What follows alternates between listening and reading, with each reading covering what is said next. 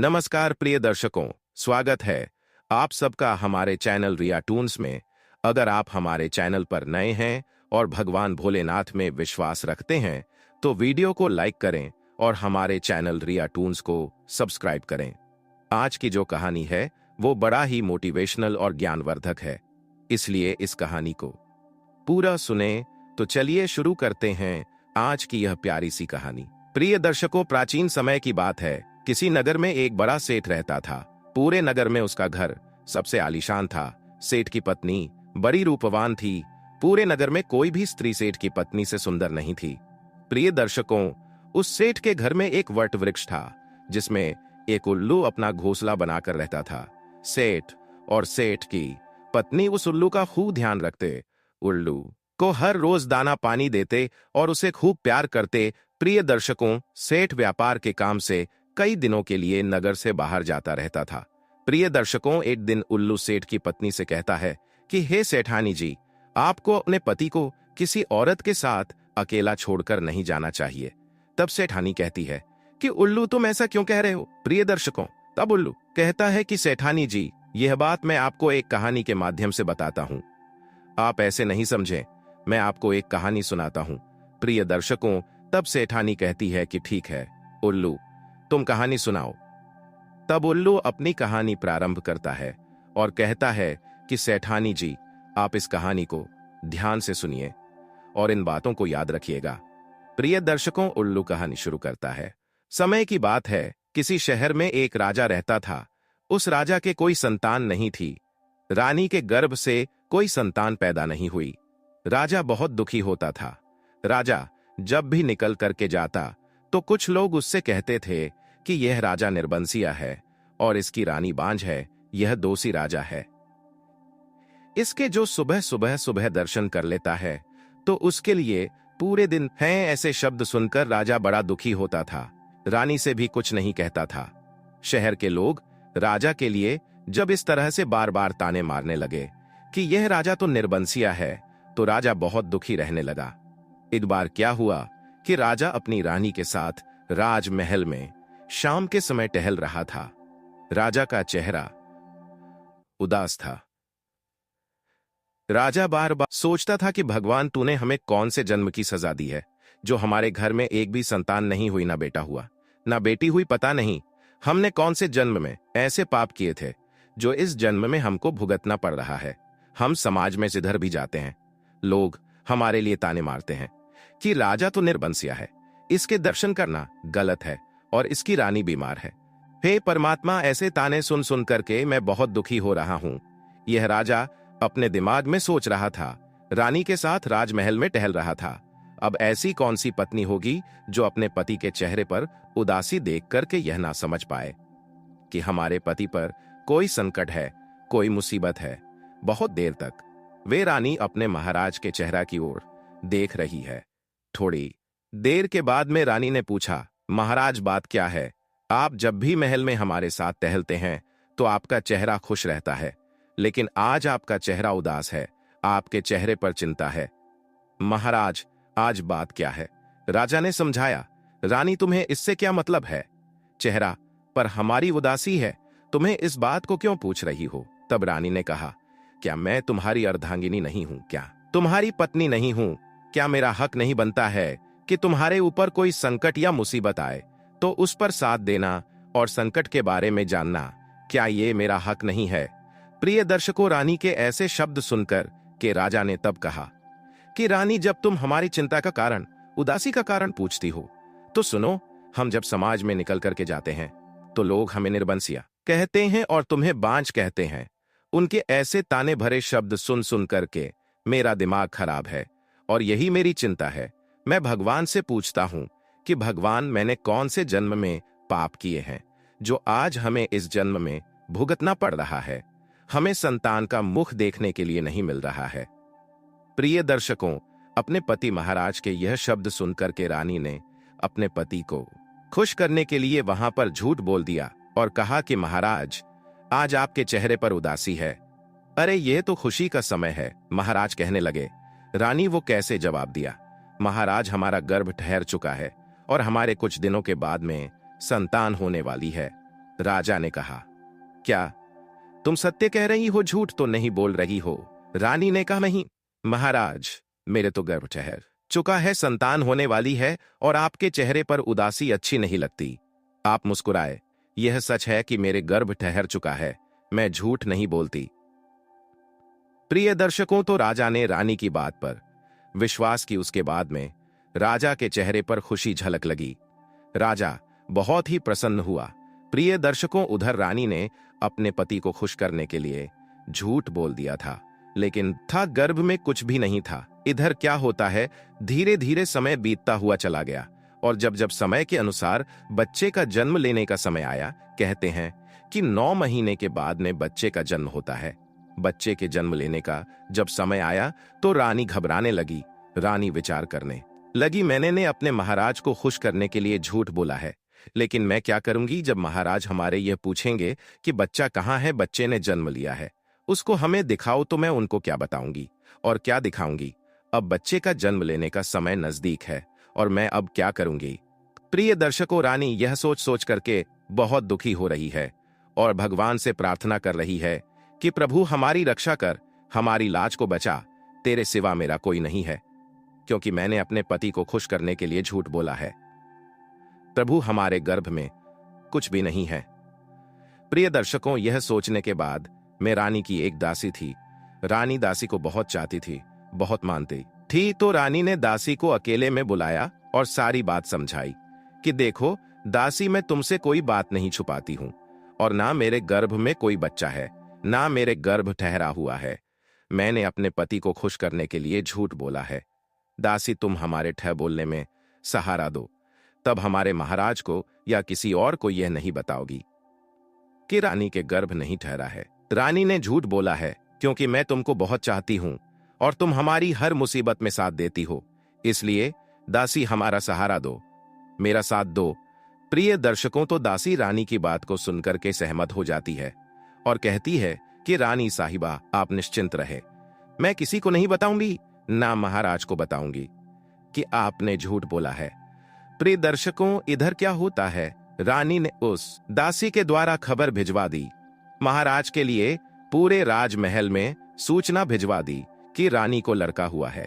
लेकिन प्रिय दर्शकों, वहां हुआ कुछ भी नहीं, केवल पति को खुश करने के लिए उस रानी ने झूठ बोला था। तो दासी के माध्यम से, जो उसकी सबसे चाहने वाली दासी थी, उसके माध्यम से राजा के यहां और पूरे राजमहल में, शहर में यह सूचना उसने दी कि रानी के लड़का हुआ है। प्रिय दर्शकों, जब राजा ने सुना कि हमारी रानी को लड़का हुआ है, हमारा पुत्र हुआ है, तो राजा बहुत ही प्रसन्न हुआ। अब राजा पर रुका नहीं जा रहा है। राजा राज दरबार से भागा अपने बेटे के दर्शन करने के लिए। जब बेटे के दर्शन करने के लिए भागा तो प्रिय दर्शकों, क्या होता है, रानी ने कहा, आप लड़का अभी नहीं देखेंगे। बोले, क्यों नहीं देखेंगे? इतने दिनों के बाद में हमारा पुत्र हुआ है और उसके दर्शन क्यों नहीं करेंगे? तब रानी ने समझाया, महाराज जिद ना करो, कुल पुरोहित का कहना है कि महाराज अगर संतान को देखेंगे, पुत्र को देखेंगे, तो उनके लिए बहुत बड़ा दोष है, बहुत बड़ा अपशगुन है, इसीलिए आप अभी नहीं देखेंगे। राजा ने कहा, फिर हम कब देखेंगे? प्रिय, दिनों तक आपके लिए संतान का मुख देखने के लिए नहीं मिला है। भगवान की कृपा से खुशी मिली है, तो आप धैर्य रखें, जिद ना करें। कुल पुरोहित का कहना है कि जब लड़का बड़ा हो जाएगा और जब लड़का शादी के लायक हो जाएगा और जब आप अपने पुत्र का विवाह करेंगे, तब आप देखेंगे। प्रिय दर्शकों, रानी के शब्द सुनकर के राजा को पहले तो बहुत बड़ा दुख हुआ। फिर राजा ने विचार किया, चलो कोई बात नहीं, संतान तो हमारी हो ही गई है, लड़का तो हमारे हो ही गया है, अब लोग हमें निर्बंसिया नहीं कहेंगे। कोई बात नहीं, जब लड़का हमारा बड़ा हो जाएगा, हम शादी करेंगे, तब देखेंगे, तब तक हम इंतजार करेंगे। प्रिय दर्शकों, रानी के यह शब्द सुनने के बाद, मन में यह सोचने के बाद में राजा जो था वह दरबार की तरफ निकल जाता है। इधर प्रिय दर्शकों, रानी बहुत रोई दासी के पास में बैठ करके कहा कि दासी, मैंने अपने महाराज को खुश करने के लिए यह झूठ बोला है और बहुत बड़ा झूठ बोला है। अब मैं कैसे क्या करूंगी? मैंने लड़के के जवान होने तक मैंने झूठ, जब लड़का जवान होगा, जब शादी के लायक हो जाएगा और जब हमारे लड़के के विवाह के लिए लोग आएंगे, तब मैं कैसे इस बात को छिपा पाऊंगी? दासी, मैं क्या करूंगी? प्रिय दर्शकों, तो दासी ने समझाया। रानी साहिबा घबराइए नहीं, जब आपने इतने समय तक झूठ बोल लिया है, बच्चे के जन्म होने पर झूठ बोल लिया है, तो आप उस दिन का भी इंतजार करिए जिस दिन लड़के की शादी हो। उस दिन का भी इंतजार करिए। आगे के लिए फिर कुछ और रास्ता देखेंगे, कुछ और सोचेंगे। प्रिय दर्शकों, तो दासी ने रानी को समझाया। धीरे धीरे समय व्यतीत हो गया। लगभग 181 साल हो गए। तो राजा ने सोचा कि अब हमारा लड़का नौजवान हो गया होगा। इधर उस राजा के लड़के की शादी के लिए रिश्ते आने लगे। जब शादी वाले विवाह करने वाले राजा के पास आने लगे, राजा से कहा कि अपने लड़के को दिखाओ, हम अपनी राजकुमारी का रिश्ता तुम्हारे राजकुमार के साथ तय करेंगे। प्रिय को तो राजाओं की बात को सुनकर के, विवाह करने वाले लोगों की बात को सुनकर के राजा अपनी रानी के पास में पहुंचा और रानी से जाकर के कहा कि रानी, शादी वाले आए हैं। दूर दूर के राजा गण अपनी राजकुमारी का रिश्ता लेकर के आए हैं और हमारे लड़के को देखना चाहते हैं। कहाँ है तुम्हारा लड़का? कहाँ है हमारा पुत्र? उसको दिखाओ और हम दरबार में उसे शान से ले जाएं और उनको दिखाए और कहे कि ये हमारा पुत्र है। प्रिय दर्शकों, तो रानी ने फिर बहाना बना दिया, फिर झूठ बोल दिया। महाराज, आपकी ये बात सही है, क्योंकि रिश्ता करने वाले जब लोग आएंगे तो उनको लड़का तो दिखाना ही पड़ेगा, लेकिन एक बहुत बड़ी मजबूरी है। राजा कहने लगा, वह कैसी? तब रानी ने कहा, महाराज क्षमा करें, हमारे कुल पुरोहित का कहना है। मैंने कुल पुरोहित से फिर पूछा तो कुल पुरोहित ने कहा है कि लड़का यहां नहीं देखेंगे, कोई नहीं देखेगा। अगर कोई रिश्ता करना चाहता है, लड़का को बिना देखे तो कर सकता है, लड़का वही सीधा विवाह मंडप में दिखाया जाएगा। बस अगर ये मंजूर है तो हमारे पुत्र के साथ विवाह करें, रिश्ता करें। प्रिय दर्शकों, तो रानी की बात को सुनकर के राजा फिर वापस चला गया और जो रिश्ता लेकर के आए थे उनसे जाकर के कहा कि भाई लोग क्षमा करें, बिना देखे ही अगर आप रिश्ता करना चाहते हैं तो आप रिश्ता करिए, क्योंकि हमारे कुल पुरोहित का कहना है अगर लड़का अभी दिखा दिया तो बहुत बड़ा अपशगुन है, लड़के के लिए कुछ भी हो सकता है, इसलिए लड़का यहां नहीं दिखाया जाएगा, का सीधा विवाह मंडप में ही दिखाया जाएगा। अगर आपको यह मंजूर है तो आप हमारे पुत्र के साथ रिश्ता कर सकते हैं, वरना मेरी मजबूरी है। प्रिय दर्शकों, कुछ राजा गण जो थे वह वहां से यह बात को सुन करके वापस चले जाते हैं, लेकिन एक राजा ने अपनी बेटी का रिश्ता बिना सोचे समझे ही राजा के लड़के के साथ में तय कर दिया और कहा कि महाराज, हमें यह रिश्ता मंजूर है और हमें यह रिश्ता मंजूर है, हम अपने दामाद को सीधा विवाह मंडप में ही देखेंगे। अगर आप बारात को लेकर के आइए, हमारा रिश्ता मंजूर कीजिए। प्रिय दर्शकों, वही होता है, वह राजा जो था अपनी बेटी का रिश्ता उस राजा के लड़के से तय करके और अपने घर को चला जाता है। उधर घर जाकर के राजा विवाह की तैयारियां करने लगता है और इधर वे राजा सारी बात अपनी रानी को जाकर के बताता है कि एक राजा ने अपनी बेटी का रिश्ता हमारे पुत्र के साथ में तय कर दिया है और विवाह की तारीख भी निश्चित हो चुकी है। अब विवाह की तैयारी करो, हम अपने अपने पुत्र का विवाह बहुत ही शान से करने के लिए जाएंगे। प्रिय दर्शकों, अपने राजा की बात को सुनक के वहां पर रानी ने कुछ नहीं कहा, जवाब दिया, ठीक है, हम तैयार हैं और विवाह की तैयारियां करो और बेटे की शादी शान से करने के लिए जाओ। राजा के साथ कुछ समय बिताया है, राजा तो फिर अपने दरबार की ओर निकल जाता है। इधर रानी को बहुत बड़ा दुख हुआ। रानी ने अपनी दासी को बुलाया और रानी बहुत रोई। अब क्या होगा? विधि तय हो गया है, तारीख भी निश्चित हो गई है। अब मैं कैसे इस बात को छिपा पाऊंगी? मैं कैसे जिंदा रहूंगी? मैं क्या करूंगी?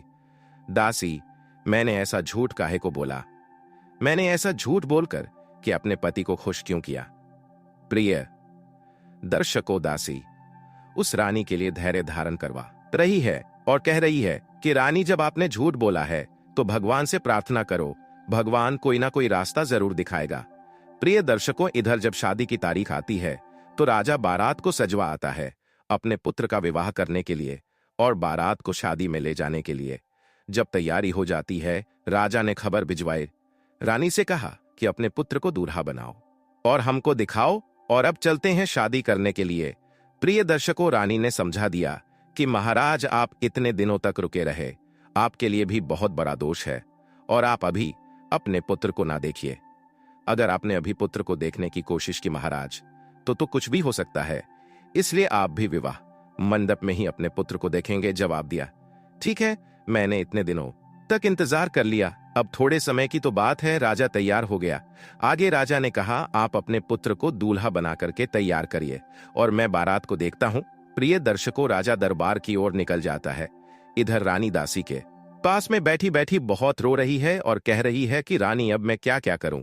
फिर रानी ने और दासी ने सलाह मिलाई। रानी ने कहा कि दासी, मेरे दिमाग में एक बात आती है, छिपाना तो पड़ेगा, लेकिन अब होगा तो होगा, कुछ भी हो, भगवान को जो मंजूर हो वही होगा। लेकिन दासी, तुम हमारा काम करो। दासी ने कहा, रानी साहिबा, आप आदेश करिए, क्या काम करना है। तब रानी ने कहा, दासी, एक आटे की भीड़ बनाओ और आटे का दूल्हा बनाओ और वह पालकी में बैठा लो और पालकी को बंद करवा दो और सबसे कह दो कि पालकी कहीं रास्ते में भी नहीं खुलेगी। यह पालकी सीधे विवाह मंडप में ही खुलेगी। प्रिय दर्शकों, वही हुआ जो दासी ने आटा की भेड़ का दूल्हा बनाया और दूल्हा बना करके उसको सजाया और आटे की भेड़ का दूल्हा सजा हुआ उस पालकी में रखा और पालकी को चारों तरफ से बंद करवा दिया। और जब बारात चलने के लिए तैयार हुई तो रानी ने दासी के द्वारा कहलवान की इस पालकी को रास्ते में कोई खोलेगा नहीं। रानी ने राजा से कह दिया कि महाराज, इस बात का ध्यान रखना, इस पालकी को कोई भी रास्ते में नहीं खोलेगा।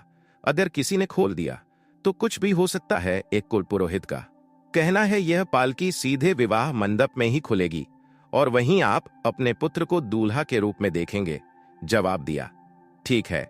राजा तैयार हो जाता है और सबको सूचित कर देता है कि हमारी पालकी को रास्ते में यानी बीच में कोई नहीं खोलेगा। प्रिय दर्शकों, कार पालकी को उठाते हैं। राजा बारात को लेकर करके वहां से अपने पुत्र का विवाह करने के लिए राजा साथ चल देते हैं। चलते चलते जब यह भयानक जंगल में पहुंचे तो राजा ने सोचा कि चलते चलते बहुत थक चुके हैं, चलो थोड़ी देर वृक्ष के पास में विश्राम करते हैं। राजा ने बारातियों को आदेश दिया कि पालकी को यहीं रख दो और विश्राम करने के बाद में थोड़ी देर के बाद में यहां से आगे को बढ़ेंगे। प्रिय दर्शकों, वही हुआ। तहारों ने एक वृक्ष के पास में पालकी को रख दिया और दूसरे बड़े वृक्ष के पास में सभी लोग बारातीगढ़ वहां आराम करने लगे। अब इधर प्रिय दर्शकों, क्या हुआ, जहां कहारों ने अलग एक वृक्ष के पास में पालकी रखी हुई थी, उसी वृक्ष के पास में बिल में एक इच्छाधारी नाग नागिन का जोड़ा रहता था। नागिन ने जब पालकी की ओर देखा, हुआ दूल्हा रखा हुआ है, तो नागिन ने अपने इच्छाधारी नाग से कहा कि पिया जी, इस संसार में बहुत बड़ा अंधेर है। इच्छाधारी नाग कहने लगा है, प्रिय क्या बात है, कैसा अंधेर है, क्या अंधेर हो रहा है। तब वह इच्छाधारी नागिन कहने लगी, पिया जी, इस पालकी में दूल्हा नहीं है। यह कैसी बारात है जो बिना दूल्हा की बारात जा रही है, और यह जब बारात बिना दूल्हे वहां पहुंचेगी तो इनका हाल क्या होगा। इतना बड़ा अंधेर तो मैंने आज तक नहीं देखा जो बिना दूल्हा के बारात जा रही है, और इस पालकी में दूल्हा तो है ही नहीं, केवल आटा का बना हुआ भीड़ रखा हुआ है। पिया जी, यह कैसा अंधेर है।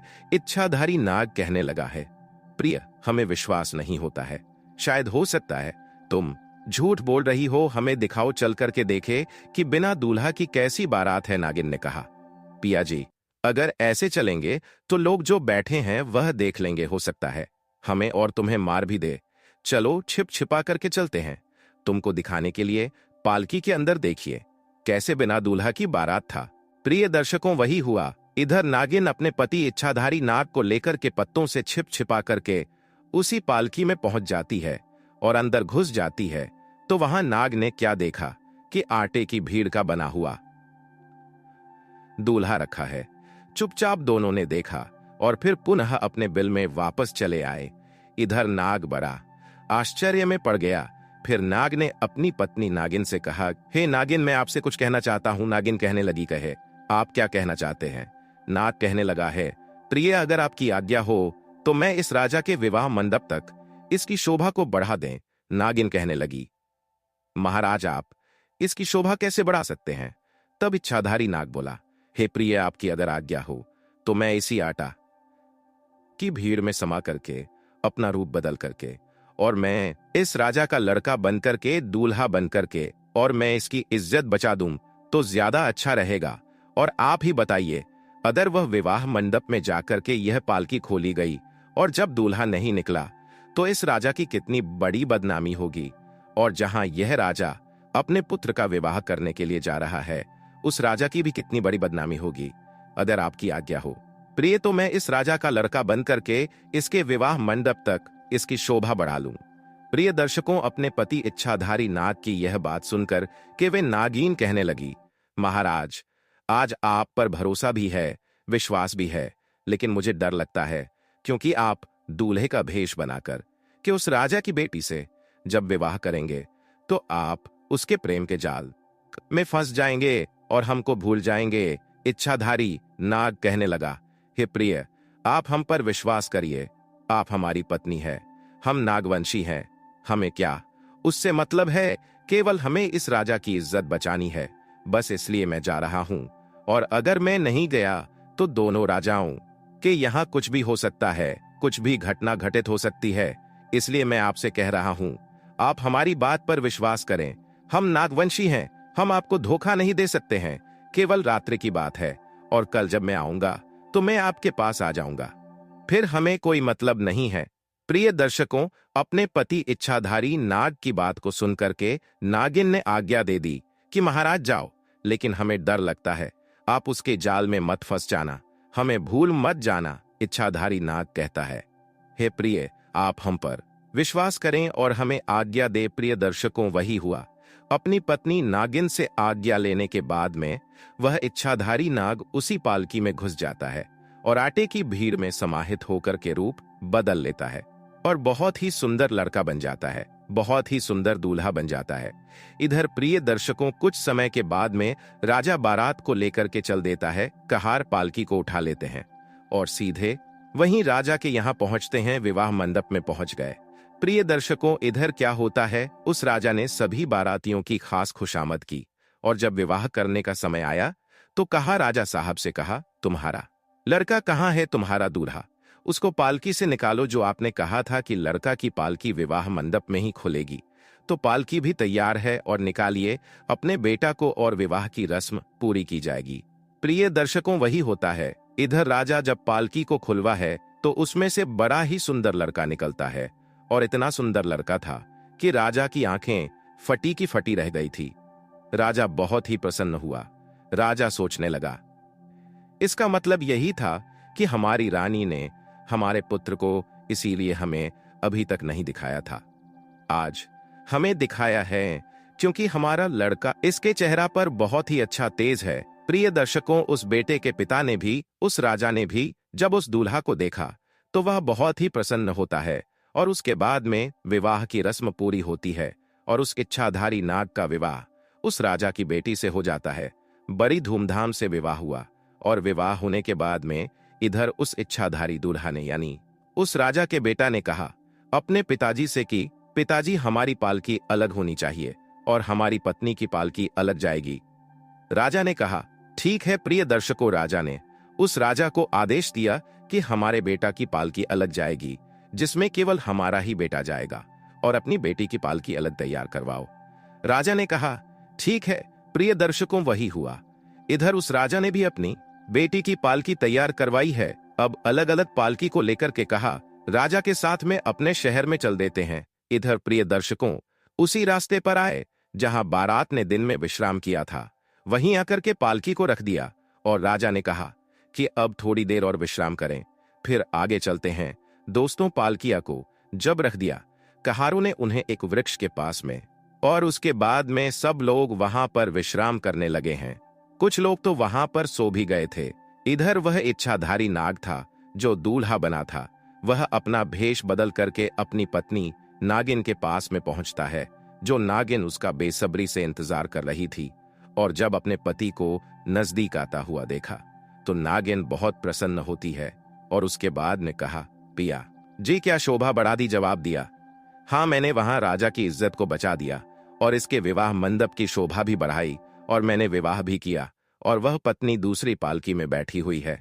नागिन बहुत प्रसन्न हुई और नागिन ने कहा, ठीक है महाराजा, आपने बहुत अच्छा काम किया है, लेकिन अब आप कहीं नहीं जाएंगे, अब आप यहीं पर रहे। प्रिय दर्शकों, फिर इच्छाधारी नाग ने फिर कहा, प्रिय जरा विचार करो, थोड़ी आ गया हम आपसे और चाहते हैं, नागिन कहने लगी। पिया जी, आप क्या कहना चाहते हैं? आप हमसे दूसरी आज्ञा कौन सी जवाब दिया? आज्ञा यह चाहते हैं, मैंने बाहर तो इस राजा की इज्जत को बचा दिया। अब जरा विचार करिए, यह नई नई दुल्हन आई है और जब अपनी ससुराल में जाएगी, जब इसको इसका पति नहीं मिलेगा तो इसका क्या हाल होगा? मैं इस बात को सोच सोच के बहुत दुखी हो रहा हूं और मैं आपसे कहना चाहता हूं, लेकिन कहने की आपसे हिम्मत नहीं पड़ रही है, क्योंकि आप आज्ञा देंगे या नहीं देंगे। जवाब दिया नागिन ने, इससे हमें कोई मतलब नहीं है, कुछ भी हो, लेकिन आपने इसकी बाहर तो शोभा बढ़ा दी। अब आप हमको छोड़ करके यहां से नहीं जा सकते। प्रिय दर्शकों, उस इच्छाधारी नाग ने फिर कहा, अहे प्रिय, आप हैरान ना हो, आप परेशान ना हो, जरा विचार करिए। अगर इस लड़की के लिए इसका पति वहां जाकर के नहीं मिलेगा तो इसका हाल क्या होगा? यह तो मर जाएगी। और ज्यादा नहीं प्रिय, मैं 2 दिन के लिए आपसे आज्ञा और चाहते हैं 2 दिन के बाद में मैं आपके पास में पुनः चलाऊंगा। जब यह लड़की अपने मायके के लिए चली जाएगी, जब इसके पीहर वाले उसको पीहर ले जाएंगे और मैं आपके पास चलाऊंगा। केवल 2 दिन की हमें आज्ञा दे और उसके बाद हम आपके पास होंगे। मेरी बात पर विश्वास करें, हम आपको धोखा नहीं देंगे।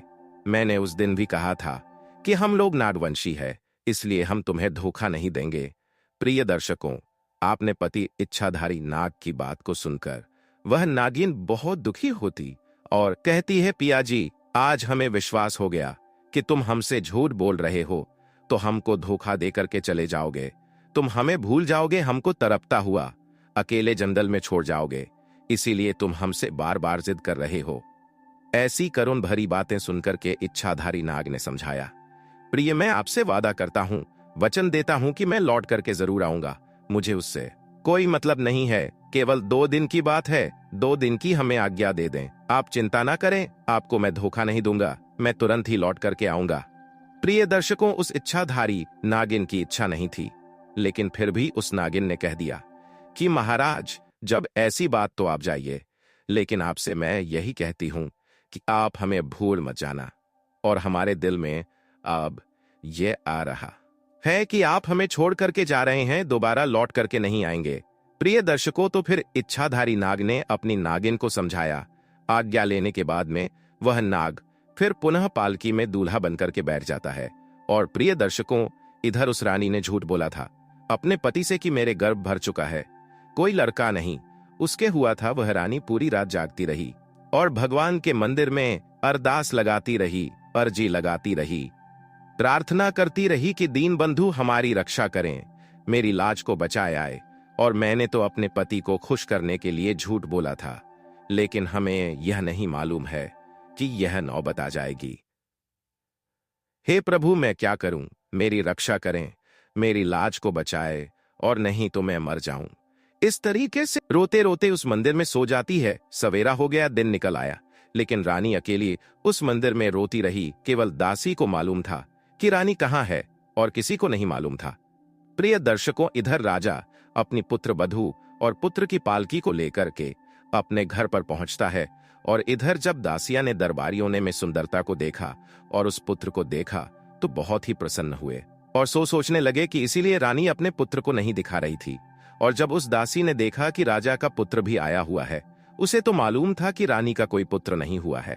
फिर दासी ने कहा कि पुत्र दुल्हन के साथ में आया हुआ है, तो उस दासी की आंखें चकाचौंध सी हो गई, आश्चर्य में पड़ गई, और फिर उसके लिए खुशी का ठिकाना नहीं रहा।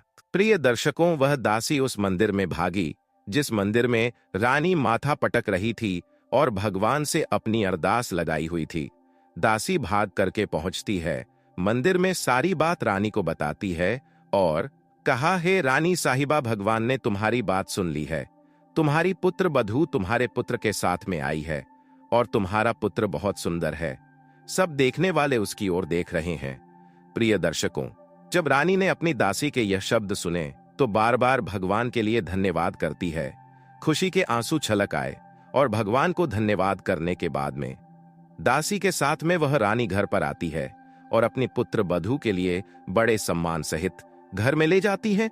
अपने बेटे को सीने से लगा लेती है, क्योंकि उसने तो झूठ बोला था। उसने सोचा, यह प्रभु का प्रसाद है, यह प्रभु की कृपा है। इधर प्रिय दर्शकों, उस राजा के खुशी का ठिकाना नहीं रहा। अब तो राजा बहुत ही दान लटवा रहा है, दावत कर रहा है। राजा के यहाँ खुशियां ही खुशियां मनाई जा रही हैं। इधर प्रिय दर्शकों, क्या हुआ? अब वे जो इच्छाधारी ना दूल्हा बन करके गया था, उसका पति बन करके गया था, वह उस लड़की के जाल में फंस जाता है, उस लड़की के प्रेम के जाल में फंस जाता है और धीरे धीरे वह अपने इच्छाधारी नागिन को भूलने लगा। 2 दिन की कहकर गया था कि मैं 2 दिन के बाद में लौट आऊंगा, लेकिन 2 दिन की बजाय बहुत दिन हो गए। 1.5 महीना बीत गया, लेकिन उस इच्छाधारी नाग ने उस लड़की के प्रेम के बंधन में फंस करके अपने इच्छाधारी नागिन को भुला दिया। प्रेम के जाल में फंस गया। वह अपनी इच्छाधारी नागिन को पत्नी के लिए बिल्कुल भूल चुका था। प्रिय दर्शकों, इधर 2 महीने तक वह इच्छाधारी नागिन अपने पति इच्छाधारी नाग का इंतजार करती रही। जंगलों में भटकती रही, इधर उधर देखती रही, ढूंढती रही कि हमारे पति आएंगे, हमारे पति आ जाएंगे। लेकिन इंतजार करते करते उस इच्छाधारी नागिन को 2 महीने बीत गए और जब 2 महीना गुजर गए तो नागिन को बड़ा ही कष्ट हुआ, बहुत दुख हुआ और उसके बाद में नाग के लिए क्रोध भी आया। नागिन को क्रोध आया। नागिन कहने लगी, अब हम जाएंगे वहीं राजा के घर में, अपने पति को जीवित नहीं छोड़ेंगे, उस स्त्री को, उस लड़की को भी जीवित नहीं छोड़ेंगे। यह विचार करने के बाद में ऐसा विचार इच्छाधारी नागिन उस जंगल में करती है। और इधर उस इच्छाधारी नाग ने क्या किया था कि अपने पिताजी से कहलवान राजमहल के चारों ओर खाई खो दबा दो, उसमें जल भरवा दो। राजा ने पूछा, बेटा ऐसा क्यों जवाब दिया गया? पिताजी, हम जो कह रहे हैं आप उसको पूरा करें, क्योंकि आप हमारे पिता हैं, हमें कोई शंका है, इसलिए मैं ये कह रहा हूं कि राजमहल के चारों ओर खाई खुलवा दी जाए और उसमें जल भरवा दिया। बेटा के कहने की देरी थी कि तुरंत ही यह काम हो गया। राजमहल के चारों ओर खाई खुदवा दी गई और उसमें जल भरवा दिया गया। अब प्रिय दर्शकों, वो इच्छाधारी नाग विचार करता है कि हमारी वह नागिन अब नहीं आ पाएगी, जिसको मैं भूल चुका हूं और इस लड़की के प्रेम के जाल में फंस गया हूं और इस लड़की के साथ ही सारी जिंदगी में बिताऊं। ऐसा इच्छाधारी नाग ने विचार किया, निश्चिंत होकर कि वे राजमहल में अपनी पत्नी के साथ में रहने लगा था। प्रिय दर्शकों, 2 महीने के बाद में क्रोध में आकर के नागिन जब उस लड़की को डसने के लिए चलती है, राजा के राजमहल के पास में आती है, उसने क्या देखा कि राजमहल के चारों ओर खाई खुदी है, पानी भरा हुआ है।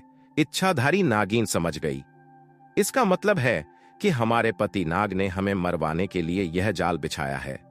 अब तो उसे और ही गुस्सा भर चुका था और सोचने लगी कि हम अपने पति को भी जीवित नहीं छोड़ेंगे। प्रिय दर्शकों, वे इच्छाधारी नागिन अब इधर उधर रास्ता ढूंढती है।